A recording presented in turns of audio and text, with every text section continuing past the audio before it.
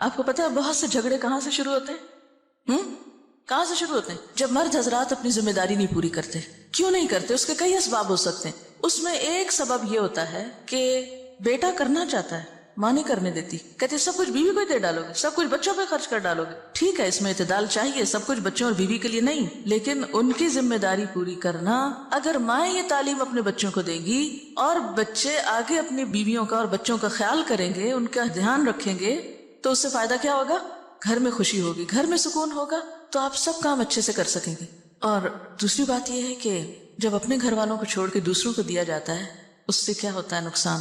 جو لے کے جاتے ہیں ان کے لیے دلوں میں نفرت اور عداوت پیدا ہوتی. مائیں یہ تو بیٹوں کو ضرور سکھاتی ہیں، دیکھو بہن ہے تمہاری، اس کو بھی دینا ہے، یہ بھانجے ہیں، یہ بھتیجے ہیں، یہ فلاں ہے، یہ فلاں ہے، سب کو دینا. نہیں سکھاتے تو کیا نہیں سکھاتے؟ بیوی کو بھی دینا. بیوی کا اگر وہ شوہر دل جیتیں گے تو کس کو فائدہ ہوگا؟ بالکل مدر ان لا کو ہی فائدہ ہوگا. لیکن اس کا یہ مطلب نہیں کہ بیویاں پھر واحد وارث بننا چاہیں سارے مال کی. دیکھیے مرد حضرات عام طور پر ان معاملات میں بیوی پہ بہت انحصار کرتے ہیں. وہ کہتے ہیں جدھر تم چاہو دے دو.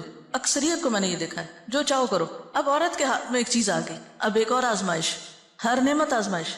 اب اس پہ کیا فرض عائد ہوتا ہے کہ وہ سارا کچھ چھپا کے اپنے پاس ہی نہ رکھ لے. پھر اگین جب بہو پہ بات آتی ہے تو بہو اور بیٹی کے یا نند بھاوج کے آپس میں تعلقات کیوں خراب ہوتے ہیں؟ مثلا شوہر نے کچھ دیا، بہن کو نہیں دکھانا، چھپانا ہے، ساس سے بھی چھپانا ہے، اس سے بھی چھپانا ہے، اس سے بھی چھپانا ہے. اس کے کوئی وجوہات ہو سکتے ہیں، لیکن ان مسائل کو کم کرنے کے لیے اصل جو چیز چاہیے وہ دلوں کا بڑا ہونا ہے. جو لے جاتا ہے لے جائے، میرا حصہ کوئی بھی نہیں لے جا سکتا.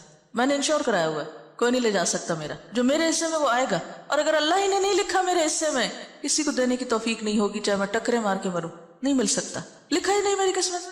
تو اس لیے ان معاملات میں تھوڑی بے پرواہی کی بھی ضرورت، تھوڑی نہیں بلکہ بہت، دلوں کی وسعت کی بھی ضرورت ہے. شوہر رازق نہیں ہوتے، رازق کون ہے؟ اللہ.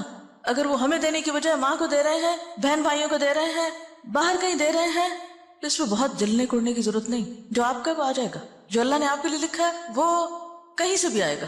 تو جب تک ہم بھروسہ اللہ کی ذات پہ نہیں کریں گے نا تو بات نہیں بنے گی. حضرت ابو ہریرہ کہتے ہیں کہ رسول اللہ صلی اللہ علیہ وسلم نے فرمایا کہ 1 دینار وہ ہے جو تو خدا کی راہ میں خرچ کرے، 1 دینار وہ ہے جس کو تو غلام آزاد کرنے میں خرچ کرے، 1 دینار وہ ہے جس کو تو مسکین پر صدقہ کرے، 1 دینار وہ ہے جس کو تو اپنے اہل پر خرچ کرے.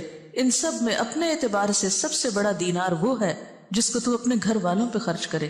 آپ سب کو ایک وعدہ کرنا ہوگا مجھ سے، سب بیٹوں والی مائیں اپنے بیٹوں کو یہ حدیث لفظ لفظ پڑھائیں گے. سب ساسیں جو اس وقت ساس بن چکی ہیں خاص طور پر بیٹوں کو یہ حدیث سنائیں گی.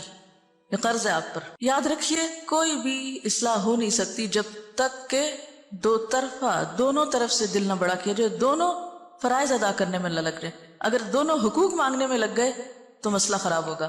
تو یہاں پر آپ دیکھیے کہ خیر کے کاموں میں خرچ کرنے کا بھی اجر بتایا گیا، لیکن اس کے ساتھ ساتھ اہل و عیال پہ خرچ کرنا بھی باعث اجر و ثواب ہے.